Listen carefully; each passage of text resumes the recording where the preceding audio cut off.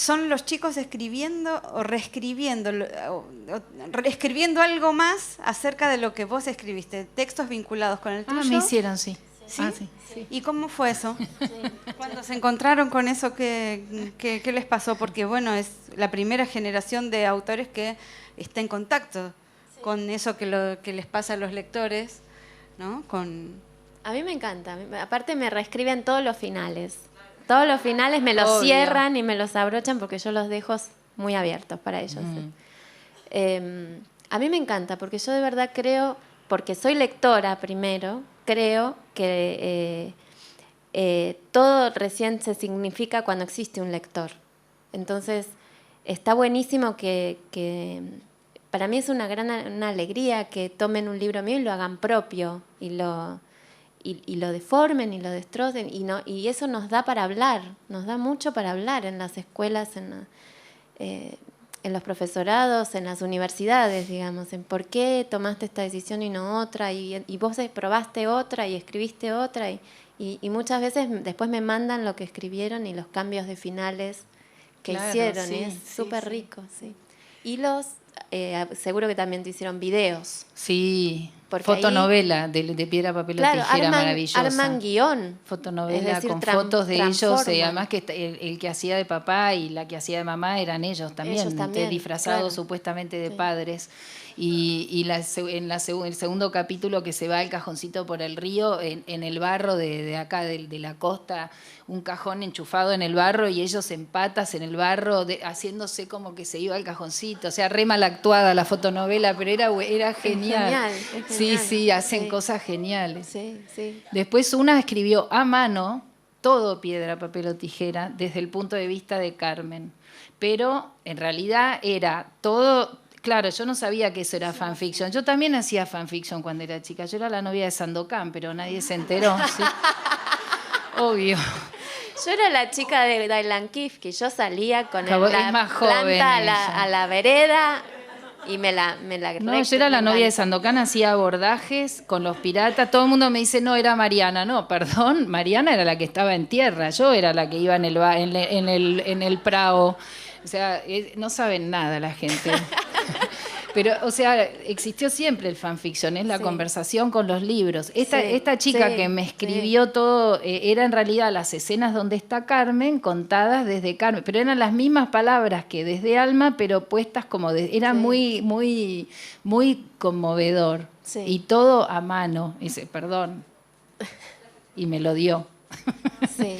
A mí me pasó con La chica pájaro mucho eso. Claro. Tomar la mamá, por ejemplo, o la hermana y de la protagonista y escribirlo todo desde ese lugar y oponiéndose quizás a decisiones que yo había tomado y después justificarlas, ¿no? Es buenísimo. Sí, es un feedback útil para ustedes. Para mí es muy, muy bueno, sí. Bueno, voy a hacer una última pregunta yo y después abrimos a preguntas. A mí me quedó una cosa pendiente. A ver, dale. No, pero una cosa pendiente de hace mucho rato. ¿Puedo? Sí. Porque soy media lenta a veces. Cuando dijiste lo de la pareja que no puede tener hijos, a mí lo más interesante que me pasó, que me hizo pensar, ¿no? Esto que lo ato también a lo que decía Mempo, el tema de la posibilidad de ponerse en los zapatos de otro, que da la lectura, la compasión, lo que hace la lectura con las personas. Es un personaje que es bastante antipático hasta el momento en que uno descubre que tiene esta historia en su vida y que es una historia que entendamos o no entendamos, me pongo en los zapatos de un chico que no entiende bien cómo es esto, o van a entender que es no poder tener hijos y estar haciendo un tratamiento para tener hijos, ¿no? Digamos, no es que haya mucho que entender, se dice y es eso. Y ese personaje de repente tiene otra dimensión, que es una persona que es verdad que es antipática, es verdad un montón de cosas, es verdad que no, hasta ahí no lo quise. Y en ese momento digo, ay, pobrecito. Eso lo da la literatura, esa cosa de poder saber que el otro tiene un mundo y en ese mundo puede haber tristeza, puede haber... Entonces no tomar solamente lo superficial de las personas, saber que tenemos vidas atrás. Y esa posibilidad, entiendas o no bien de qué se trata, es algo que dije, claro, qué bien que esto me interesa como la propuesta que hace la literatura.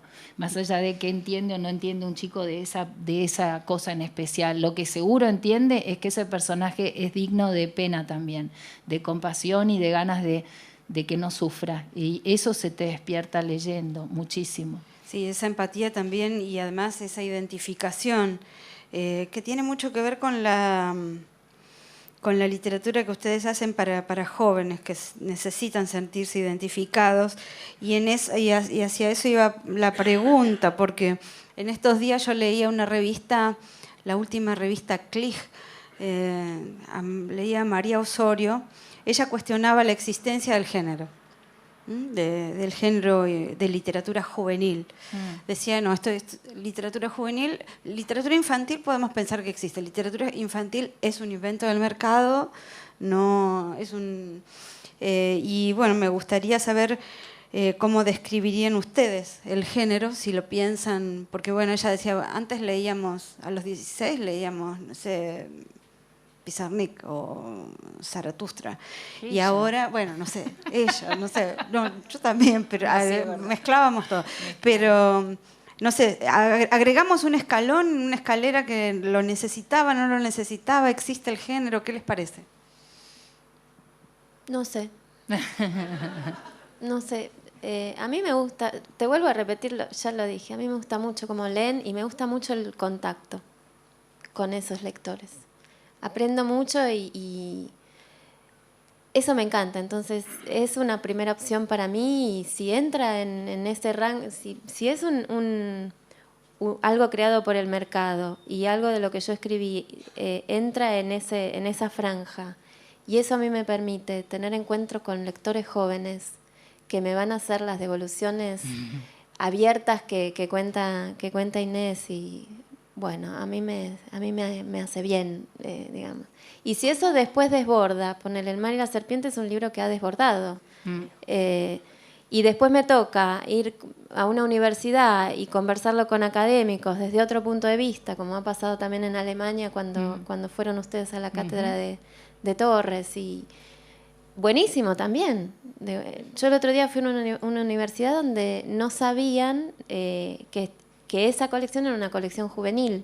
Entonces no lo leyeron porque desconocían el mercado de la literatura juvenil. Entonces lo leyeron como leen cualquier otro libro.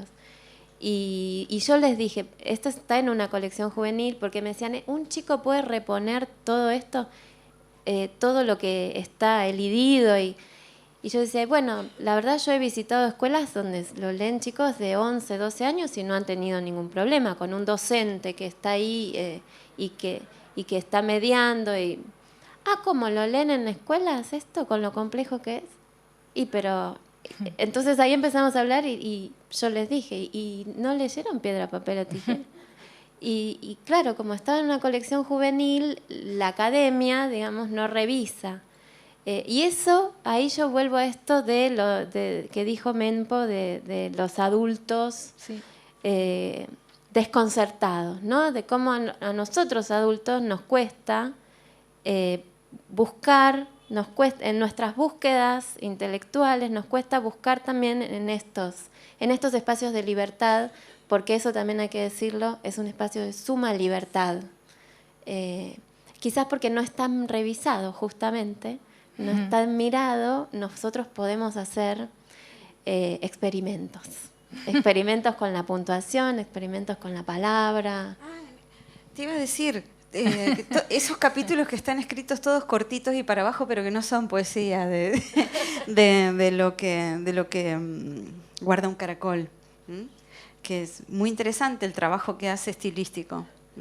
Sí, son espacios para hacer experimentos. ¿Y vos cómo describirías? ¿Qué pensás vos ¿Cómo describirías el género si hay algo para decir específico del género? Es que yo tengo problemas con los géneros en general. Tengo problemas con las clasificaciones. Es algo que no puedo entender. No entiendo la clasificación literatura femenina, que me la hacen mucho en mis libros de adultos. No entiendo la clasificación. No entiendo ningún género, me parece. Digo, de verdad, me parece que o me da mucho placer leer algo o no. Por supuesto entiendo que es poesía, que es ensayo, pero por ejemplo, ensayo y ficción, crónica y cuento corto, a mí se me mezcla todo. Lo único que me gusta es disfrutar, ser desafiada por la lectura, y lo mismo me pasa cuando escribo. No puedo pensar que es un género. Yo sé que es, pero no lo pienso así. Y si tiene características o no, me parece que una de las cosas lindas que me pasó con las novelas para jóvenes es que los jóvenes se las acercaron a sus padres. Sí, y las compartieron con sus padres. Y cuando voy a las escuelas muchas veces me pasa que vienen a decirme no se la dedicás a mi mamá o a mi tía, o porque le gustó mucho y bueno, no sé. Y entonces eso digo, ya está, qué sé yo, no me importa. A la vez sí entiendo que es más una pregunta quizás para nuestras editoras, ¿no? O editores, pregunta, ¿qué es lo que hace que ellos digan es más para jóvenes? Le preguntaría a Julia Salzman y a María Fernanda y a Lucía, que fueron las que decidieron que Piedra, Papel o Tijera fuera para jóvenes, ¿qué fue lo que las llevó a pensar que era para jóvenes? Pero yo no tengo la menor idea. También a mí me pasa eso cuando uno trata de pensar en qué es un primer lector, ¿no? Me pasa sobre todo cuando pienso en temas de comunicación científica, donde yo soy primera lectora de muchos temas. Soy primera lectora y me viene re bien primero tener un acercamiento quizás pensado para un niño, porque yo en eso tengo ese nivel lector.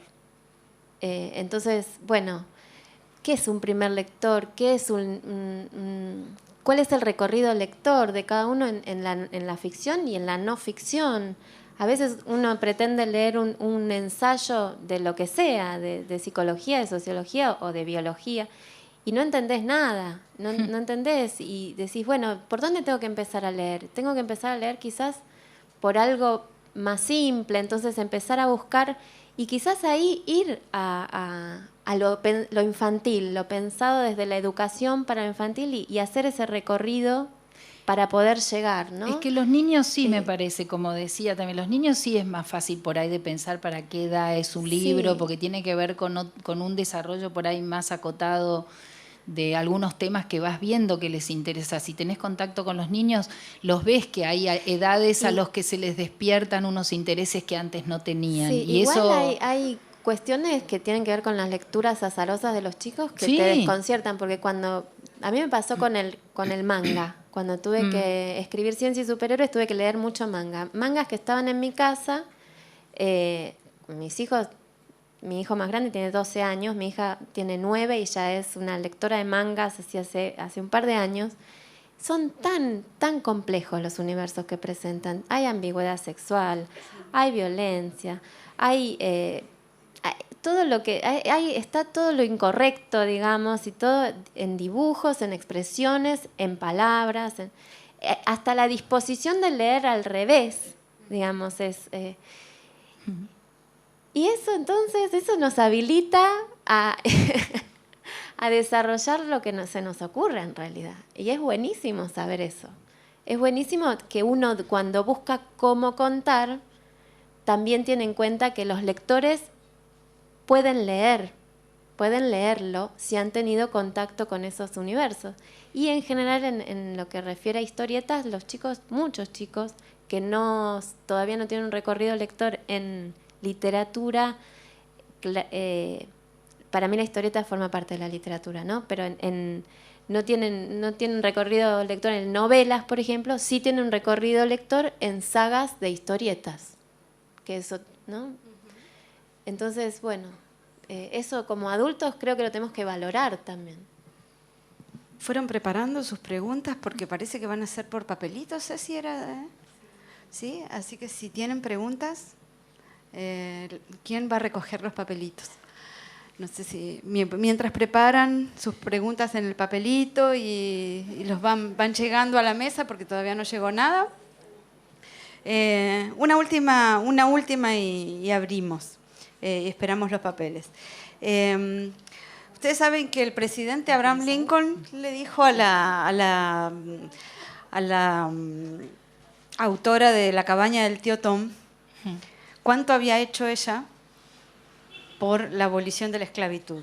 La felicitó en su momento por eso, ¿no? Y pienso que es interesante cuánto puede hacer un libro de literatura para la empatía, con algún tema de orden político. Y ustedes escribieron cosas que tienen contexto político muy definido. Y bueno, quería preguntarles eso, ¿cómo es para ustedes que sus personajes, sus historias estén transidas por diversos momentos políticos? ¿Y qué les pasó con eso y la recepción que han tenido, ¿no? A mí, bueno, a mí me leen sabiendo que yo tengo una militancia en derechos humanos. Entonces ya ahí hay un camino que está recorriéndose desde el momento en que se acercan a los libros, sea El Mañana de Serpiente o sea La chica pájaro, solo 3 segundos, porque se trata de los derechos humanos ampliados, ¿no es cierto?, de los derechos humanos. Surgen muchas preguntas sobre lo cotidiano, que es bueno, transitar, estar en el mundo, es un modo de estar en el mundo que implica reconocerse como ser político, que todos lo somos, solo que algunas personas lo reconocemos más y le damos más espacio en nuestra cotidianeidad. Y por supuesto, en la escritura se pone en juego todo lo que uno es, lo que sabe que es y lo que no sabe que es también. Y si se filtra y si alguien lo lee y qué sé yo, bienvenido. No sé, a mí me parece que es algo que uno no puede dejar de reconocer de uno mismo. Uno está inserto en una sociedad y esa parte activa de esa sociedad, como padres, como docentes, como ciudadanos que se manifiestan privado o públicamente a favor o en contra de una medida. Entonces, como dice Inés, uno va a la escuela y va. Y está presente con todo. Y bueno, y ahí suceden discusiones, suceden silencios, suceden censuras y suceden conversaciones. Por suerte la mayor cantidad de veces son conversaciones. A mí me pasa mucho que pienso que la ética privada finalmente termina siendo política. O sea, lo que yo pienso, esto de, por ejemplo, la decencia, la empatía, la posibilidad, la tolerancia, la posibilidad de ponerse en los zapatos de otra persona, multiplicado. Obviamente hay acciones políticas, claramente políticas, hay militancia. Yo no me considero militante, pero sí me considero que desde mis libros planteo cuestiones que son políticas. Con piedra, papel o tijera, cuando terminé la primera parte y tenía que escribir la segunda parte y yo tenía una idea de para dónde iba la cosa, estuve mucho tiempo parada, tenía mucho miedo yo de meterme en un tema que sentía, no me sentía con tanto derecho a tratar. Porque en el 76 yo tenía 16 años como Alma y estaba en un grupo social, en una familia donde no se hablaba de estos temas. Cuando yo tenía 21 me fui con mochila a viajar y en Suiza estuve en lo de un brasilero que había conocido en Buenos Aires, que me mandó a ver Missing de Costa Gabras. Yo hasta los 21 estaba en Babia totalmente. O sea, fui a ver Missing, bueno, si los que la vieron saben, fue un golpazo así, no me lo olvido porque además no podía parar de llorar, pero también era como si se hubiera abierto una puerta de algo que yo en algún lugar había registrado pero no había querido saber. Entonces también para mí fue, cuando llegué a la casa de él me dijo, pero eso también pasó en Argentina. Ahí empecé, o sea, era muy grande cuando me me desayuné bien desayunada de cosas que había visto como de costado y no me había cuestionado. Entonces cuando me tocó escribirlo en la novela, sentí la culpa de decir qué derecho tengo yo, ¿no? Y tenía miedo que me increparan por eso. Y ni siquiera... hay muchas cosas, yo para escribir la novela leí mucho, entrevisté gente, tuve todos unos meses pensando si iba a contar cómo Marito y Doña Ángela buscaban cómo Alma y Doña Ángela buscaban a Marito y a Carmen, muchas cuestiones que decidí después hacer como las hice, con una gran elipsis, y eso produce mucha indignación en los jóvenes, pero no del tipo que yo me imaginaba, sino porque se enojan mucho con la tristeza de la segunda parte de la novela. Y no quieren y me preguntan si voy a escribir una saga, cosas que son imposibles. Ellos hubieran hecho otra cosa y eso me parece que está buenísimo también.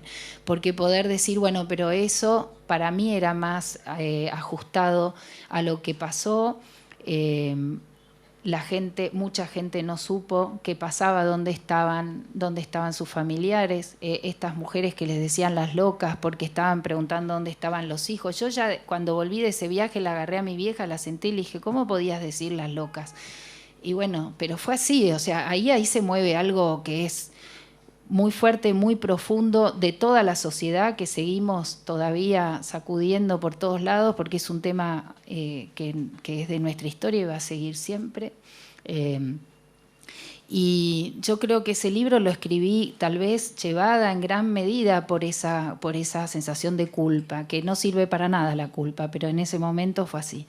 Y hoy en día poder hablar de eso y con mucho más conocimiento de lo que, no solamente de lo que pasó, sino de los efectos que tiene para nuestra sociedad, para mí es de las cosas que agradezco profundamente haber escrito este libro y que eso haya abierto todas esas puertas y haya hecho que chicos de hoy en día puedan hacer preguntas cuando si no, ¿cómo se hace si no para seguir preguntando? Si se cierran todas las puertas y de la historia no se habla y esto mejor no lo miremos nunca más. Es así, pero no fue una decisión política. Pero igual tenías todo el derecho, porque nos pasó a todos. Pero no lo sentía porque sentía que era algo que alguien me iba a decir, ¿por qué vos hablás de esto? En realidad, claro, pero eso es muy distinto ahora que en el año cuando yo empecé era todavía mucho más difícil. Sí, igual es el día es que lo grande de la literatura, esto de que todos somos. Claro, pero yo descubrí eso haciéndolo, no lo supe de antes. Mira, todo lo que puedo reflexionar sobre lo que hice, lo puedo hacer para atrás. Claro.